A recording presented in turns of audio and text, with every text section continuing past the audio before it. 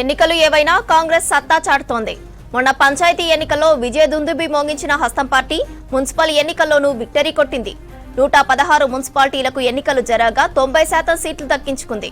కాంగ్రెస్ 85 మున్సిపాలిటీలను గెలిచింది. బీఆర్ఎస్ కేవలం 17 మున్సిపాలిటీలు గెలిస్తే ఇక గులాబీ పార్టీ ఒక్కటే మున్సిపాలిటీని దక్కించుకుంది.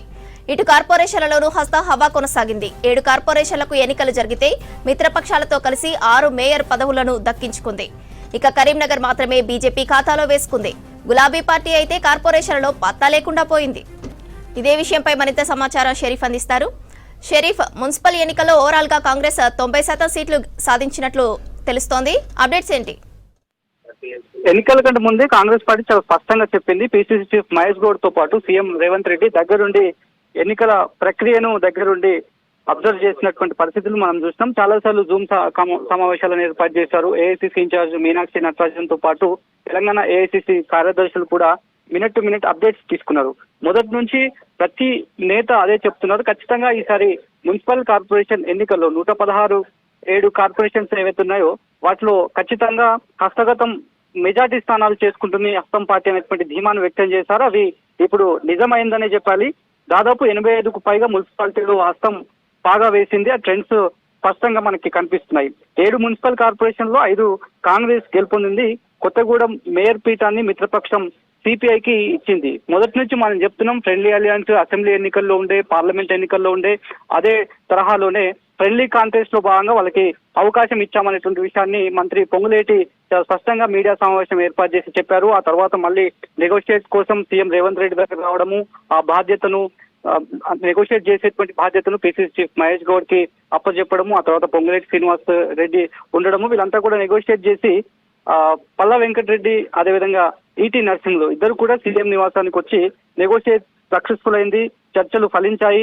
2.5 సంవత్సరాలు ముందుగా సిపిఐకి, అదేవిధంగా మరో 2.5 సంవత్సరాలు కాంగ్రెస్ పార్టీకి ఈ ఒప్పందం కుదిరింది. సో దీంతో కొత్తగూడెం కార్పొరేషన్ కూడా కాంగ్రెస్ ఖాతాలోకి వచ్చినటువంటి పరిస్థితి అయింది. ఇక మరో 11 మున్సిపాలిటీల్లో వేరే కారణాల వల్ల ఏవైతే వాయిదా పడాయో అవి కూడా ఖచ్చితంగా మా వైపే వచ్చేటువంటి అవకాశం ఉందనేటువంటి అంశాన్ని ధీమాని పిసిసి వర్గం వ్యక్తం చేస్తున్నటువంటి పరిస్థితి మనకు కనిపిస్తోంది. ఇక ఉమ్మడి జిల్లాల వ్యాప్తంగా చూసుకుంటే కాంగ్రెస్ క్లీన్ స్వీప్ చేసిందనే చెప్పుకోవాలి. ఈ విషయాలను కాంగ్రెస్ పార్టీకి సంబంధించిన నేతలు చెప్తున్నారు. ఉమ్మడి ఖమ్మం, నల్గొండ, నిజామాబాద్, మహబూబ్ నగర్ జిల్లాలో కాంగ్రెస్ అత్యంత మెజార్టీ స్థానాలను కైవసం చేసుకున్నటువంటి పరిస్థితులు మనకు కనిపిస్తున్నాయి.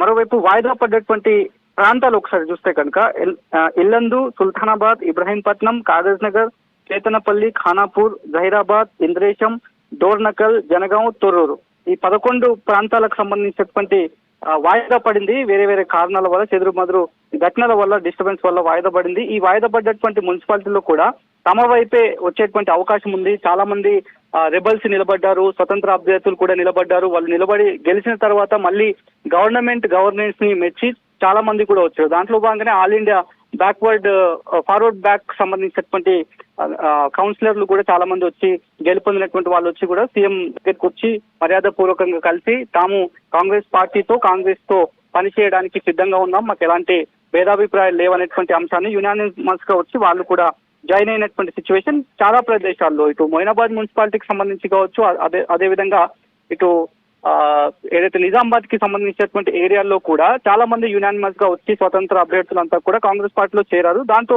భాగంగానే 85 స్థానాలకు స్పష్టమైనటువంటి మెజారిటీ మనకు కనిపిస్తోంది. ఇప్పటికైతే 85 స్థానాలు చేజిక్కించుకుంది. ఆ తర్వాత మేయర్ పీఠంలో కూడా కాంగ్రెస్ పార్టీ హస్తగతం చేసుకున్నటువంటి సిచ్యువేషన్. మరోవైపు నిజామాబాద్ లో పిసిసి చీఫ్ మహేష్ గౌడ్ వ్యూహం ఫలించిందని చెప్పాలి. ఆయన సొంత కౌన్సిలర్ ప్రాంతమైనటువంటి భీమగల్ ఆయన ఖాతాలో వేసుకున్నారు. ఆ తర్వాత అక్కడ ఉన్నటువంటి ఎంటైర్ జిల్లాను కూడా అక్కడ ఉన్నటువంటి రెబల్స్ కావచ్చు, లేదంటే స్వతంత్ర అభ్యర్థులను మేనేజ్ చేయడంలో పిసిసి తన మార్క్ ను ఈ రకంగా చూపించాలనేటువంటి చర్చ గాంధీ భవన్ వర్గాల్లో జరుగుతున్నటువంటి పరిస్థితి మనకు కనిపిస్తోంది. ఎన్నడూ లేని విధంగా హంగ్ ఏర్పడింది. దాదాపు 37 ప్రాంతాల్లో హంగ్ ఏర్పడినటువంటి సిచ్యువేషన్స్ మున్సిపల్ కార్పొరేషన్ ఎన్నికల్లో మనం చూసినటువంటి సిచ్యువేషన్స్ ఉన్నాయి. సో వాటిలో చాలా చాకచక్యంగా ప్రతిపక్ష పార్టీలు క్యాంపు రాజకీయాలకు తెరలేపినా కూడా కాంగ్రెస్ పార్టీ కూడా క్యాంపు రాజకీయాలకు వ్యూహాలు రచించి తమ వైపు వచ్చేలా, సంఖ్యాబలం తమకు పెరిగేలా ఎక్స్ అఫిషియో మెంబర్స్ ని ఎక్కడ ఎక్కడ అప్లై చేయాలి, ఎక్కడెక్కడ తమకు అనుకూలంగా ఉన్నటువంటి పరిస్థితుల్లో, అదేవిధంగా ప్రతికూలంగా ఉన్నటువంటి ప్రాంతాల్లో ఎక్కడ ఎక్స్ ఆఫీషియో మెంబర్స్ ని వాళ్ళని అలాట్ చేసుకోవాలి, వాళ్ళని యూటిలైజ్ చేసుకోవాలనేటువంటి ఉద్దేశంతో సీఎం రేవంత్ రెడ్డి పలుమార్లు జూమ్ కాన్ఫరెన్స్ ని ఏర్పాటు చేశారు. నిన్నటికి నిన్న లేట్ నైట్ కూడా జూమ్ కాన్ఫరెన్స్ జరిగింది. ఎట్లా జాగ్రత్త తీసుకోవాలి, అంతకంటే ముందు మున్సిపల్ ఎన్నికలు కంప్లీట్ అయిపోయిన తర్వాత mayor, deputy mayor, chairman, vice chairman కి సంబంధించినటువంటి ఎన్నిక వ్యవహారంలో చాలా అప్రమత్తంగా ఉండాలనేటువంటి అంశాన్ని సీఎం రేవంత్ రెడ్డి పిసిసిని ఉద్దేశించి, అదేవిధంగా ఇన్ఛార్జ్ మంత్రులు, మున్సిపల్ ఎన్నికలకు సంబంధించి ఇన్ఛార్జ్ మంత్రులకు దాదాపు ప్రభుత్వ సలహాదారు సుదర్శన్ రెడ్డి మినహాయించి మొత్తం మిగతా మంత్రులందరికీ, మిగతా రెస్ట్ ఆఫ్ ద మంత్రులు 14 మంది మంత్రులందరికీ కూడా ఈ ఎన్నికల బాధ్యతను అప్పచెప్పారు. గెలుపు బాధ్యత వాళ్ళపైనే మోపారు. ఎవరిని కూడా ఎక్కడ ఇబ్బంది కలగకుండా కాంగ్రెస్ పార్టీ గెలిపే లక్ష్యంగా 85 స్థానాలు కాదు 90% పైగా స్థానాలే మెజార్టీ లక్ష్యంగా ముందుకు పోవాలని చెప్పి ప్రణాళికలు చేయాలని చెప్పారు.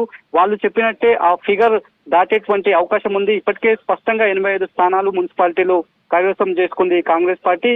మేయర్ పీఠాలను కూడా దాదాపు 7కు పైగా తమ వైపు తిప్పుకునేలా వ్యూహాలు రచించినటువంటి పరిస్థితి ఉంది. సో మొదటి నుంచి కాంగ్రెస్ పార్టీకి సంబంధించినటువంటి నేతలు, ప్రభుత్వ పెద్దలు చెప్తున్నారు, దాదాపు 10 సంవత్సరాల తర్వాత అధికారంలోకి వచ్చినటువంటి కాంగ్రెస్ పార్టీ ప్రతి ఎన్నికను ఛాలెంజింగ్ గా తీసుకుంటుంది. నేరుగా సీఎం రేవంత్ రెడ్డి రింగులోకి దిగుతున్నారు. క్యాంపెయిన్ చేసినటువంటి పరిస్థితులు ఉన్నాయి. దాదాపు 5కు పైగా ఉమ్మడి జిల్లాలను సెలెక్ట్ చేసుకుని ఆయన క్యాంపెయిన్ చేశారు. మంత్రులకు అదనంగా బాధ్యతనిచ్చారు. పిసిసి కోఆర్డినేటర్ కమిటీలను వేశారు, మీడియా కమిటీని వేశారు, స్టార్ క్యాంపెయినర్లను ఇట్లా వేశారు. ఎలాంటి డిస్టర్బెన్స్ కాకుండా గ్రౌండ్ జీరోలో ఏ రకమైన సిచ్యువేషన్స్ ఉన్నాయనేటువంటి అంశం పైన minute to minute war room తో పర్యవేక్షించి ఈ రకమైనటువంటి రిజల్ట్ ని సొంతం చేసుకునేటువంటి చర్చ మాత్రం గాంధీ భవన్ వర్గాల్లో నడుస్తోంది.